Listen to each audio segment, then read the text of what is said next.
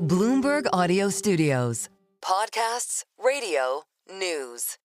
So here's the latest this morning. Traders increasing expectations for Fed rate cuts. The view from the former Boston Fed President Eric Rosengren looks like this. He writes the Fed may be slow to react, given uncertainty around the trade policy and the likely significant impact on reported inflation over the next 6 months. Eric, welcome to the program, sir.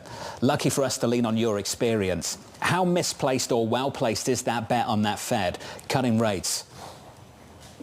I think it's a very challenging environment for the Fed. First of all, while the tariffs have come on and are quite significant, the retaliation is just being announced now.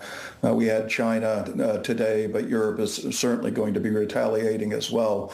The question is, how long are these tariffs going to be in place?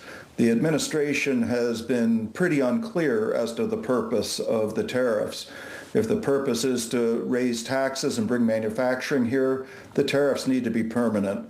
If the purpose is a negotiating tool, then it's going to be temporary.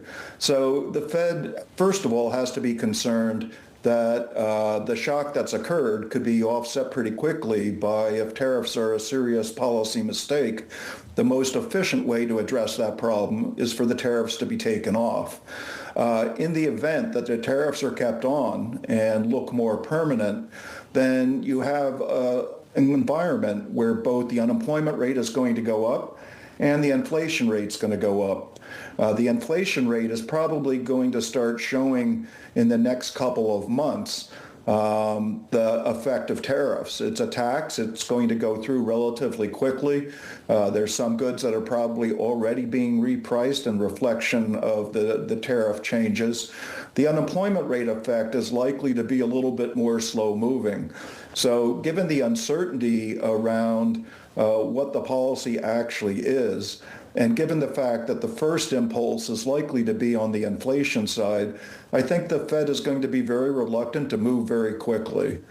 If it looks like we are actually going to go into a global recession where the unemployment rate in the United States goes up quite significantly, then that's a situation that the Fed obviously has to react to.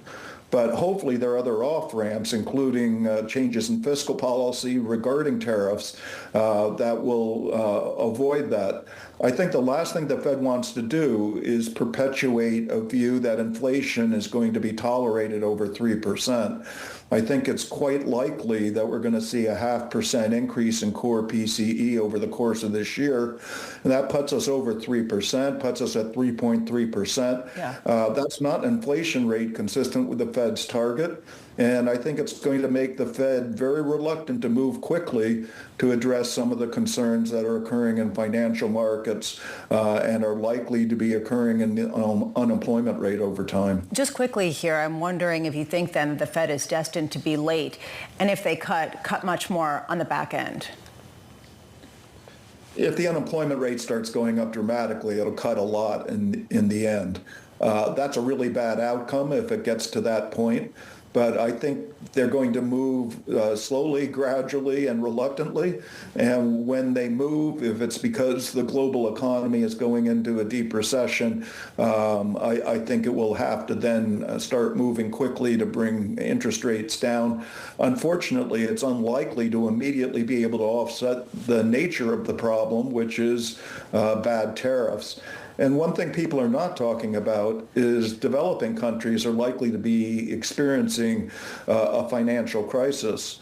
Many of the poorest countries in the world are getting the highest tariffs from the United States.